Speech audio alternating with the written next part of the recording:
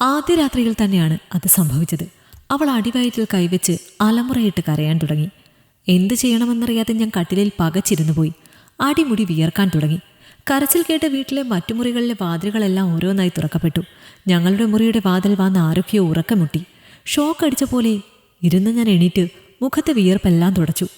തലയിലൂടെ ഒരു കൈയോടിച്ചപ്പോൾ കിട്ടിയ ഒരു മുല്ലപ്പൂ താഴേക്കിട്ടു. ഉടുത്തിരുന്ന മുണ്ടഴിച്ച് നേരെ ഉടുത്തു.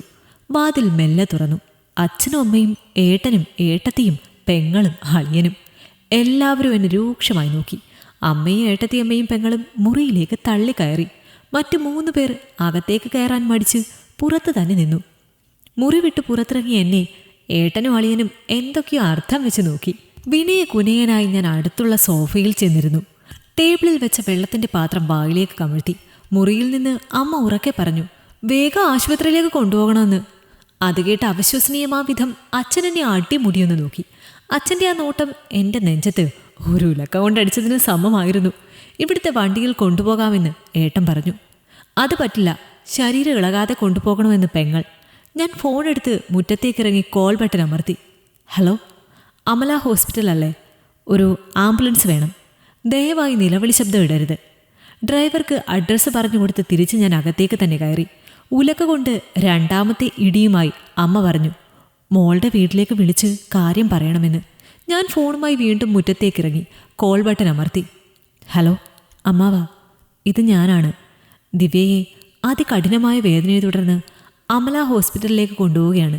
അമ്മാവനും അമ്മായിക്കും അവിടെ സുഖം തന്നെയാണെന്ന് കരുതുന്നു. എന്നാൽ ഞാൻ ഫോൺ വെക്കട്ടെ? അമ്മാവൻ വെപ്രാളത്തോടെ ചോദിച്ചു.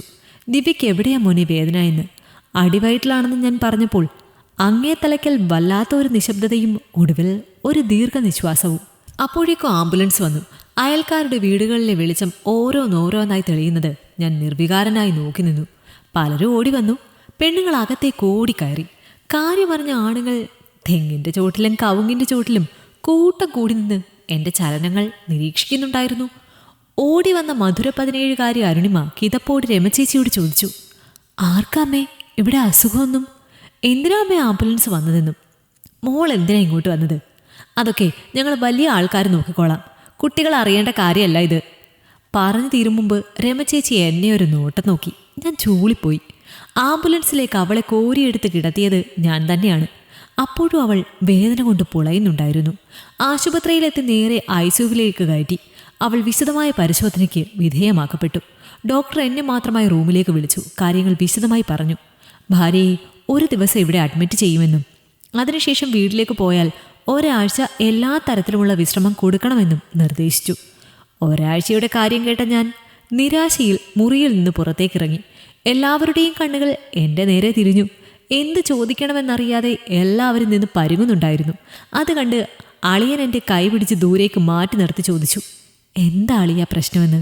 ഡോക്ടർ എന്താ പറഞ്ഞത്? നല്ലോണം വെള്ളം കുടിക്കാനും നല്ലോണം വിശ്രമിക്കാനും. ഞാനത് പറഞ്ഞപ്പോൾ അളിയൻ ആകാംക്ഷയോടൊരു ചോദ്യം, എന്ത് വെള്ളം കുടിക്കാനോ? അതെ അളിയ, അവൾ ഈ കല്യാണത്തിൻ്റെ തിരക്കുമായി ഓടി നടന്നപ്പോൾ വെള്ളം കുടിക്കാൻ മറന്നു കാണും. അങ്ങനെ വന്നതാകും ഈ മൂത്രത്തിക്കല്ല്. മൂത്രത്തിക്കല്ലോ എന്ന് ചോദിക്കലും അയ്യേ എന്ന ഭാവത്തിൽ അളിയൻ എൻ്റെ കയ്യിലെ പിടിവിടലും ഒരുമിച്ചായിരുന്നു. വിവരങ്ങളെല്ലാം അറിഞ്ഞപ്പോൾ എല്ലാവർക്കും ആശ്വാസമായി. അവളെ നഴ്സുമാർ മുറിയിലേക്ക് മാറ്റി. ഗ്ലൂക്കോസ് കയറ്റാൻ തുടങ്ങി. കല്യാണത്തിന് വരാൻ സമയമില്ലാതിരുന്ന അമ്മാവൻ്റെ മൂത്ത മകൻ സുഗുണൻ അവളെ കാണാൻ ഓടിക്കെത്തിച്ച് വരുന്നത് കണ്ട് ഞാൻ ഞെട്ടി. ഒരു ദിവസം കഴിഞ്ഞപ്പോൾ ഡിസ്ചാർജായി. തലയിണയും വിരിപ്പും മരുന്നും പൊതിഞ്ഞു കെട്ടി ഞങ്ങൾ വീട്ടിലേക്ക് പോയി. വീട്ടിലെത്തി മുറിയിൽ വിശ്രമിക്കുകയായിരുന്ന അവളോടൊന്ന് സംസാരിക്കാൻ എൻ്റെ മനസ്സ് വെമ്പൽ കൊണ്ടു. പക്ഷേ സന്ദർശകരുടെ തള്ളിക്കയറ്റം എൻ്റെ വെമ്പലിനെ ഇല്ലാതെയാക്കി. മേശവിലിപ്പിലും അലമാരയിലും ഇല്ലാത്ത സാധനങ്ങൾക്ക് വേണ്ടി ഇടയ്ക്കിടെ ഞാൻ ചെന്ന് തപ്പി നോക്കി. അവളെ ഒരു നോക്ക് കാണുകയായിരുന്നു ലക്ഷ്യം. അതിനിടയിൽ ജനവാതിലിനിടയിൽ ആരും കാണാതെ അവളെ ഒന്ന് എത്തി നോക്കി എന്നെ കണ്ട് ഒറ്റപ്പാലത്തുള്ള വല്യമ്മയുടെ മോളുടെ ഇക്രുമോൻ ദേ പട്ടാണി നോക്കുന്നെന്നും പറഞ്ഞ് ഉറക്കെ നിലവിളിച്ച് സംഗതി ആകെ ആലുക്കുലുത്താക്കി. രാത്രിയായപ്പോൾ രംഗം ഏറെക്കുറെ ശാന്തമായി. ഞാൻ മുറിയിലേക്ക് പ്രവേശിച്ചു. മെല്ലെ കതകടച്ച് കുറ്റിയിട്ടു. ചുമരിനോട് ഓരം ചേർന്നവൾ കിടക്കുകയായിരുന്നു. എന്നെ കണ്ടതും അവളൊന്ന് ചിരിച്ചു. ഞാനും ചിരിച്ചു. പെണ്ണ് കാണലും വിവാഹവുമെല്ലാം 1 മാസത്തിനുള്ളിലാണ് നടന്നത്. അതുകൊണ്ട് തന്നെ കല്യാണത്തിന് മുൻപ് മര്യാദയ്ക്കൊന്ന് അവളോട് സംസാരിക്കാൻ എനിക്ക് കഴിഞ്ഞിട്ടില്ല. ആദ്യ രാത്രിയാണെങ്കിൽ ഇങ്ങനെയും ആയി.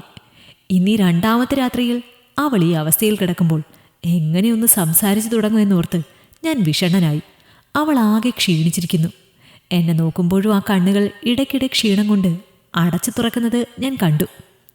കൂമ്പിയടയുന്ന അവളുടെ സുന്ദരമിഴികൾ എന്നെ വല്ലാതെ മോഹിപ്പിച്ചു. അടിമുടി അവളെയൊന്ന് നോക്കിയപ്പോൾ എൻ്റെ ഹൃദയമിടിപ്പ് കൂടി. ആ മിനുമിനുത്ത കൈകളിലൊന്ന് വിരലോടിക്കാൻ ഞാൻ ആഗ്രഹിച്ചു. ആ പവിഴാധരങ്ങളിൽ എൻ്റെ ചുംബനമേകാൻ എൻ മനം തുടിച്ചു.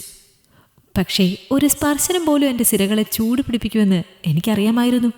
ഒരു ചുംബനം പോലും എൻ്റെ വികാരങ്ങളെ ആളി കത്തിക്കുമെന്ന് എനിക്കറിയാമായിരുന്നു. ഡോക്ടറുടെ കർശന നിർദ്ദേശങ്ങൾ കൃത്യസമയത്ത് തന്നെ മനസ്സിലേക്ക് ഓടി വന്നുകൊണ്ട് ഞാൻ എൻ്റെ ആഗ്രഹങ്ങളെ തൽക്കാലം അടക്കി വെച്ചു. എങ്കിലും മത്തിക്കൊട്ടയ്ക്ക് മുന്നിലിരിക്കണ പൂച്ചേനെ പോലെ കുറേ നേരം കട്ടിലിൻ്റെ ഓരത്ത് ഞാൻ എന്തിനോ വേണ്ടി കുത്തിയിരുന്നു. പിന്നെ ഒരു ദീർഘനിശ്വാസം വിട്ട് കട്ടിലിൽ നിന്നൊരു തലയണയെടുത്ത് തറയിലേക്കിട്ടു. അത് കണ്ടവൾ ചോദിച്ചു, എന്തിനാ തലയണ തറയിലേക്കിട്ടതെന്ന്. രാത്രി കൂടെ കിടക്കണ ആളിൻ്റെ മേലേക്ക് കയ്യും കാലും എടുത്തിട്ടുള്ള സ്വഭാവമുണ്ട് എനിക്ക് എന്ന് പറഞ്ഞ് നിസ്സഹായതയോടെ ഒരു ചിരി ചിരിച്ച് അലമാരയിൽ നിന്നൊരു വിരിപ്പെടുത്ത് തറയിൽ വിരിച്ച് കിടന്നു. ഉറക്കം വരാതെ തിരിഞ്ഞും മറിഞ്ഞും കിടന്ന ഞാൻ പിന്നീട് എപ്പോഴാണ് ഉറങ്ങിപ്പോയതെന്നറിയില്ല. വാതിലിൽ അമ്മയുടെ തട്ട് കേട്ടുകൊണ്ടാണ് പിറ്റേ ദിവസം ഉണർന്നത്. ചാടി എണീറ്റ് തലയിണയും വിരിപ്പും ചുരുട്ടി കൂട്ടി കട്ടിലിന് മുകളിലേക്കിട്ടു. കട്ടിലിൽ നിന്ന് എണീറ്റ് വരുന്നത് പോലെ ചെന്ന് അമ്മയ്ക്ക് വാതിൽ തുറന്നു കൊടുത്തു. അമ്മയ്ക്ക് തൊട്ടുപുറകെ പെങ്ങളും ഏട്ടത്തിയമ്മയും വന്ന് അവളുടെ അരികിലിരുന്നു. പല്ലുതേപ്പും ചായ കുടിയും കഴിഞ്ഞപ്പോഴേക്കും സന്ദർശകർ എത്തിത്തുടങ്ങി. അതുകൊണ്ട് തന്നെ ഞാൻ മെല്ലെ കവലയിലോട്ട് ഒന്നിറങ്ങി. എന്നെ കണ്ടതും മൊബൈലിൽ കളിച്ചുകൊണ്ടിരുന്ന 6ാം ക്ലാസ്സിൽ പഠിക്കുന്ന ഉണ്ണിക്കുട്ടൻ്റെ മുഖത്ത് നാണം. 90 കഴിഞ്ഞ പെരച്ചേട്ടൻ്റെ മുഖത്ത് അതിനേക്കാൾ വലിയ നാണം. വാഴക്കുല വിൽക്കുന്ന രാജൻ ചൂളമടിച്ച് എന്നെ വിളിച്ചു. നീ എന്ത് മനുഷ്യനാണ്ടാ, ഇതൊക്കെ ഒരു തഞ്ചത്തിൽ കൈകാര്യം ചെയ്യണ്ടേ? നീ ഒരുമാതിരി മനുഷ്യമൃഗത്തിലെ ജയനെ പോലെ. ഒന്നുമില്ലെങ്കിലും ഒരു അന്യ വീട്ടിൽ നിന്ന് വന്ന കുട്ടിയല്ലേ അവള്, ജി അതെങ്കിലും ഓർക്കണ്ടേ? രാജന് മറുപടിയുമായി എൻ്റെ വായിൽ വന്നത് പച്ചത്തെറിയായിരുന്നു. പക്ഷെ തൊട്ടടുത്ത ദിവാകരൻ ചേട്ടൻ്റെ ചായക്കടയിൽ കുറച്ച് കാരണവന്മാരിയ്ക്കുന്നത് കൊണ്ട് ഞാനൊന്നും പറഞ്ഞില്ല. തിരികെ വീട്ടിലേക്ക് നടക്കുമ്പോൾ എതിരെ വന്ന കുടുംബശ്രീക്ക് പോകുന്ന പെണ്ണുങ്ങളുടെ മുഖത്തുള്ള നാണം കണ്ട് എനിക്കും നാണം വന്നുപോയി. വീട്ടിലെത്തി. അവിടെയും ഇവിടെയും തട്ടിത്തടഞ്ഞു നിന്ന് എങ്ങനെയെങ്കിലും രാത്രിയാക്കി.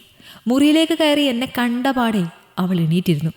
എന്നോടൊന്ന് ചിരിച്ചു, ഞാനും ചിരിച്ചു. സുഖാന്വേഷണം നടത്തിയതിനൊടുവിൽ ഞാൻ തലയിണയെടുത്ത് തറയിലേക്കിട്ട് കിടന്നു. കുറച്ചു നേരത്തെ നിശബ്ദതയ്ക്കൊടുവിൽ ഞാൻ അവളോട് വീട്ടിലെ വിശേഷങ്ങളെല്ലാം ചോദിച്ചു. ചെറിയൊരു ഓർമ്മ മാത്രമായിരുന്ന അച്ഛനെക്കുറിച്ച് അവൾ പറഞ്ഞു. ഒരേട്ടനില്ലാതെ പോയതിൻ്റെ ദുഃഖം പറഞ്ഞു. ബാല്യത്തെക്കുറിച്ച് പറഞ്ഞു. കൗമാരത്തെക്കുറിച്ചും പറഞ്ഞു.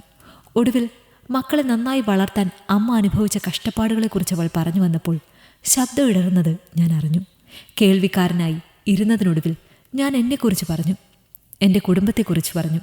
കുട്ടിക്കാലത്ത് അനുഭവിച്ച കഷ്ടപ്പാടുകളെക്കുറിച്ച് പറഞ്ഞു. പിന്നിട്ട ജീവിത വഴികളിൽ അനുഭവിച്ച സുഖദുഃഖങ്ങളെക്കുറിച്ച് പറഞ്ഞു. സ്വപ്നങ്ങളെക്കുറിച്ചും മോഹങ്ങളെക്കുറിച്ചും പറഞ്ഞു. പരസ്പരം എല്ലാം പറഞ്ഞു കഴിഞ്ഞപ്പോൾ കുറച്ചു നേരം നിശബ്ദമായിരുന്നു ആ മുറി. നിശബ്ദതയ്ക്ക് വിരാമമിട്ട് ഞാൻ സംസാരം തുടർന്നപ്പോൾ കട്ടിലിന് മുകളിൽ നിന്നും മറുപടിയൊന്നും വന്നില്ല. എണീറ്റ് ചെന്ന് നോക്കിയപ്പോൾ 2 കൈയും ചേർത്ത് വെച്ചതിന് മുകളിൽ തല വെച്ച് ഉറങ്ങിക്കഴിഞ്ഞിരുന്നു ആ പാവം. അരികിലായി കിടന്ന പുതപ്പെടുത്ത് ഞാൻ പുതച്ചു കൊടുത്തു. കാൽപാദങ്ങൾ പുതപ്പിനുള്ളിലാക്കി വെച്ചു. ലൈറ്റ് അണയ്ക്കുന്നതിന് മുൻപ് ആ നിഷ്കളങ്ക മുഖം ഞാൻ ഒന്നുകൂടി നോക്കി. അന്ന് ഞാൻ ഉറങ്ങുന്നതിന് മുൻപ് തലയിണ നെഞ്ചിൽ ചേർത്ത് വെച്ച് കുറേ നേരം കിടന്നു. പിറ്റേന്ന് എണീറ്റ് അവൾക്കായുള്ള ചായ എടുക്കാനായി ഞാൻ അടുക്കളയിലേക്ക് ചെന്നത് കണ്ട് അമ്മ സ്തംഭിച്ചു നിന്നു. അവൾക്ക് കുടിക്കാനുള്ള വെള്ളം മുറിയിൽ കൊണ്ടുവച്ചത് ഞാനായിരുന്നു. ഉച്ചയ്ക്ക് ഊണ് കഴിക്കുമ്പോൾ എരിവ് മൂർധാവിൽ കയറി അവളുടെ തലയിൽ തട്ടിക്കൊടുത്ത് ഒരു മുറുക്ക് വെള്ളം ഊട്ടിക്കൊടുത്തതും ഞാനായിരുന്നു. ആ പകലിൽ അവളെ കാണുവാനും സംസാരിക്കുവാനുമുള്ള ഒരവസരവും ഞാൻ പാഴാക്കിയില്ല. എത്രയും വേഗം ഒന്ന് രാത്രി ആയിരുന്നുവെങ്കിലെന്ന് ആഗ്രഹിച്ചെങ്കിലും ആ പകലിന് പതിവിലും ദൈർഘ്യമുണ്ടായിരുന്നു. സന്ധ്യയായപ്പോൾ കൂട്ടിലിട്ട വെരുകിനെപ്പോലെ ഞാൻ മുറ്റത്തേക്ക് ഉലാത്തി. ഇടയ്ക്കിടെ സമയം നോക്കി. നാവൻ ജപിക്കുന്ന പെങ്ങളിത് കണ്ട് ഇടം കണ്ടിട്ട് എന്നെ നോക്കി. നിലാവുള്ള ആ രാത്രിയിൽ ഞാൻ മുറിയിലേക്ക് ചെല്ലുമ്പോൾ ജനവാതിലിലൂടെ ആകാശം നോക്കി കിടക്കുകയായിരുന്നു അവൾ. എന്നെ കണ്ടതും ഏട്ടാ എന്ന് വിളിച്ചു. ആ വിളി കേട്ട് എൻ്റെ മനസ്സ് നിറഞ്ഞു തുളുമ്പി. സന്തോഷം അടക്കാനാവാതെ ഞാൻ നിന്നു. ഈ ഭൂമിയിൽ എൻ്റേത് മാത്രമെന്ന് പറയാവുന്ന ഒരാളിൽ നിന്ന് ആ വിളി കേൾക്കാൻ ഞാൻ എത്രയോ കാലമായി കുതിക്കുന്നു. നിറഞ്ഞ മനസ്സോടെ ഞാൻ വാതിലടച്ചു കുറ്റിയിട്ടു. കട്ടിലിൽ ചെന്നിരുന്നു. ഞാൻ കാരണം ഏട്ടൻ ഒരുപാട് ബുദ്ധിമുട്ടായല്ലേ? ആ ചോദ്യം കേട്ട് വാത്സല്യത്തോടെ ഞാൻ ആ മുഖത്തേക്കൊന്നു നോക്കി. ആ കണ്ണുകളിലേക്ക് മാറി മാറി നോക്കി. ഞാൻ കെട്ടിയ താലി ആ മാറിൽ കിടന്ന് നിലാവേറ്റ് തിളങ്ങുന്നത് ഞാൻ കണ്ടു. മെല്ലെ അവളുടെ മോതിരവിരലിലൊന്ന് തൊട്ടു. ആ കൈ ഞാൻ മെല്ലെ കോരിയെടുത്ത് എൻ്റെ കൈക്കുമ്പിളിലാക്കി. ആ സമയം ജനവാതിലിനിടയിലൂടെ ഒരിളങ്കാറ്റ് വന്ന് ഞങ്ങളെ തഴുകി തലോടി കടന്നുപോയി. രണ്ടുപേരും മുഖത്തോട് മുഖം നോക്കിയ നിമിഷം മനസ്സിലും ശരീരത്തിലും വാത്സല്യം നിറച്ച് ഞാൻ അവൾക്കരികിലേക്ക് ഒന്നുകൂടി ചേർന്നിരുന്നു. പൂർണ്ണചന്ദ്രനെ സാക്ഷിയാക്കി ആ തിരുനെറ്റിയിൽ അമർത്തി ചുംബിച്ചു. എൻ്റെ ആദ്യ ചുംബനം. ആ ചുംബനം എൻ്റെ സിരകളെ ചൂട് പിടിപ്പിച്ചില്ല, എന്നിലെ വികാരങ്ങളെ ആളിക്കത്തിച്ചില്ല. ശാന്തമായിരുന്നു എൻ്റെ മനസ്സ്. അച്ഛൻ്റെ വാത്സല്യമേൽക്കാൻ ഭാഗ്യം സിദ്ധിക്കാത്ത ഒരേട്ടൻ്റെ കരുതലേൽക്കാൻ യോഗമില്ലാതിരുന്ന അവൾക്ക് ഞാനേകിയ ആ ചുംബനം എത്രമാത്രം വിലപ്പെട്ടതായിരുന്നു എന്നതിൻ്റെ തെളിവായിരുന്നു സന്തോഷം കൊണ്ട് നിറഞ്ഞ ആ കണ്ണുകളും വിറകൊണ്ട ആ ചുണ്ടുകളും. ഞാനന്ന് തലയിണ എടുത്ത് തറയിലേക്കിട്ടില്ല. എനിക്ക് ഉറപ്പുണ്ടായിരുന്നു, ഇനി വരുന്ന ഏതൊരുറക്കത്തിലും ഏതൊരു ഉണർവിലും എൻ്റെ ഭാര്യയ്ക്ക് ദോഷമാവും വിധം എൻ്റെ ഈ കയ്യോ കാലോ ആ ദേഹത്ത് വീഴില്ല എന്ന്. എനിക്കുറപ്പുണ്ടായിരുന്നു, എൻ്റെ ഭാര്യയുടെ സുഖത്തിലും ദുഃഖത്തിലും കൂടെ നിൽക്കേണ്ടത് എൻ്റെ കടമയാണെന്ന്. അത് തിരിച്ചറിഞ്ഞതുകൊണ്ടാവണം ഒരു കൊച്ചുകുട്ടിയെപ്പോലെ എൻ ചുടുനിശ്വാസം ഏൽക്കും വിധം അവൾ എന്നിലേക്ക് പറ്റിച്ചേർന്നുറങ്ങിയത്. ഈ കഥ നിങ്ങൾക്കിഷ്ടമായെങ്കിൽ ലൈക്ക് ചെയ്യൂ. നിങ്ങളുടെ അഭിപ്രായങ്ങൾ കമന്റായി രേഖപ്പെടുത്തൂ. കൂടുതൽ കഥകൾ കേൾക്കാൻ ഈ ചാനൽ സബ്സ്ക്രൈബ് ചെയ്യൂ.